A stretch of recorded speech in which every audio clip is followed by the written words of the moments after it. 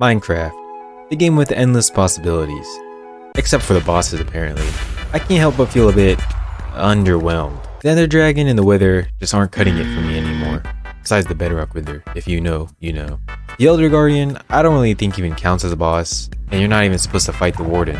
But, for the sake of the video, we'll count them as bosses. These bosses are iconic, but something about them just kinda bores me.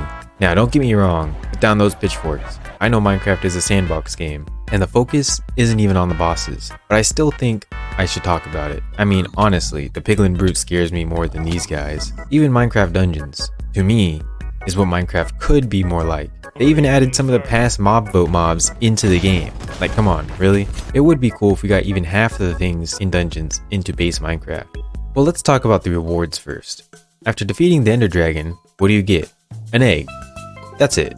It's a cool trophy, kinda reminds me of Terraria, where each boss drops a trophy, but that's all the reward you get from the dragon. And if you were playing multiplayer, someone probably is gonna steal it anyway.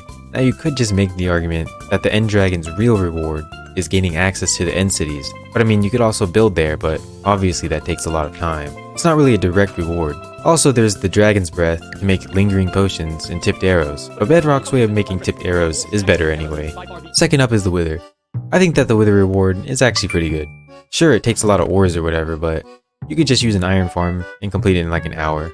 It feels like the mod Bosses of Mass Destruction, where you'll most likely use the boss drops frequently, like the rechargeable Ender Pearl, which probably is the best thing to exist ever. Now for the bosses that aren't really bosses, but pretty much are the next closest thing, the Elder Guardian's loot, in my opinion, is the biggest fumble. They could have had it like drop the Heart of the Sea or maybe the Trident, so it's not almost impossible to get one off of a drown. But nope, it drops Sponge, and about 20% for an armor trim. That value isn't even affected by looting, so good luck getting it. I do, however, think that it's a good idea for bosses to drop armor trims. It does feel like a good reward if they're not willing to add other things to the drop pools. Last up is the Warden. Again, I know you're not supposed to fight it, but if I only included the Wither and the Dragon, then there would be 2 bosses on this list. And that would mean that the last boss was released 12 years ago. But anyway, the Warden just gives you a Sculk Catalyst. The real loot, though, is in the chests all around the End City. And the Sculk Catalyst hardly counts as a trophy too, because it's literally everywhere. It's like saying raw beef is a trophy from ending a cow. Okay, now that the rewards are out of the way, let's talk about some ideas I thought of that I think would be pretty cool to make the bosses feel maybe a little more fresh, or not as dull as they are now. I think the biggest problem with the Ender Dragon is predictability. Once you've done the fight once, you've done it a million times.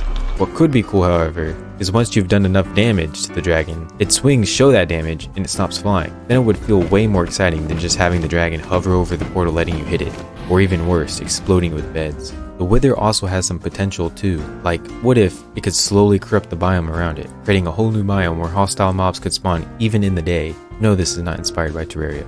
Maybe. There's probably no real reason to change the Warden since you're not trying to fight it anyway, but it could be pretty cool to have a structure, maybe like a maze, where you chase through it to play a bit on the horror side of the deep dark. It could also be cool for the Elder Guardian to have more than one attack, like what if it could use underwater currents to push you around or something. But let's address the elephant in the room. I mentioned it earlier. There has not been an actual new boss in 12 years. There's so much room for additions, like the Jungle Temple that no one ever seeks out because it's pretty useless and hasn't been updated in like 36 years. There 100% would be a boss added there if any sort of effort was given to it. Now again, I'm not trying to turn this game into Terraria or anything.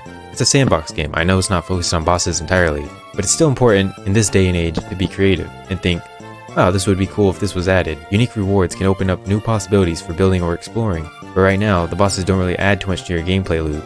You have to actively seek some of them out, and you won't even see most of them. But really, what do you guys think? Am I tripping, or do I make some good points? Do you think Minecraft bosses are perfect as they are, or could they use a glow up? Drop your thoughts below. I'd love to read them. See ya.